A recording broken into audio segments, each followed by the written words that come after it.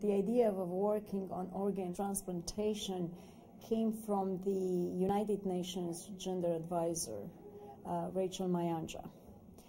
And we met in June 2006, and we organized a conference call with Professor R. Kaplan. Later on, after having this discussion about the ethical concerns regarding organ trafficking and the intention of the Council of Europe and the United Nations to push for a protocol against organ trafficking, the idea crossed my mind that I should organize a panel discussion.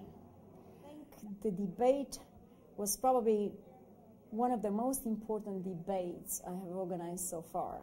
There are people in the field of bioethics who have serious arguments in favor of organ markets. There are also economists who are working on that, and according to them, the supply-demand issue would be fairly balanced if the markets will be legalized. Now, R. Kaplan has a different view, and he totally opposes that. According to journalists and some other people who did some research, India and China seem to be two of the hot spots of organ trafficking. Now, of course, they're part of the developing world, and in May 2007, the Chinese government took steps against organ trafficking. They have a law banning organ trafficking. Laws do not necessarily work well when it comes about different crimes.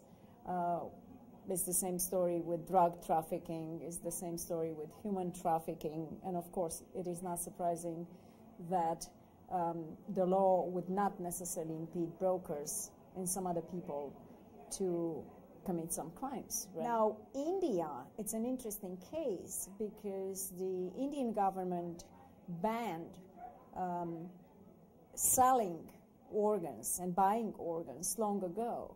However, there are very many people from different villages, very poor, and they're inclined to sell their kidneys for $1,000 or $2,000, and they're doing so, in spite of all the consequences they might suffer, in terms of health after that.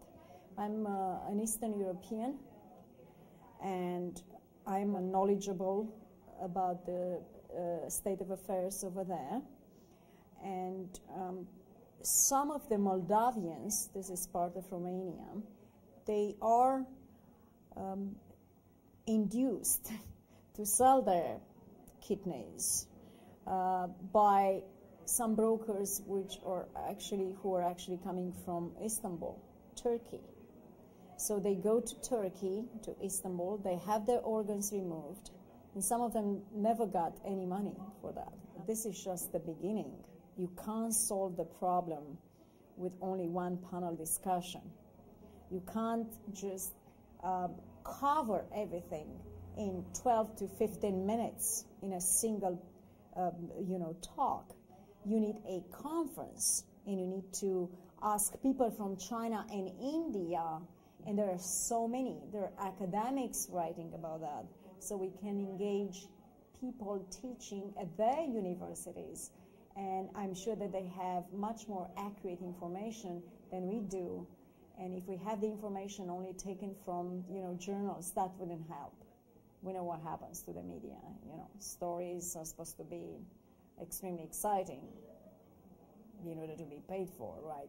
I'm not saying anything about, but we should engage media too.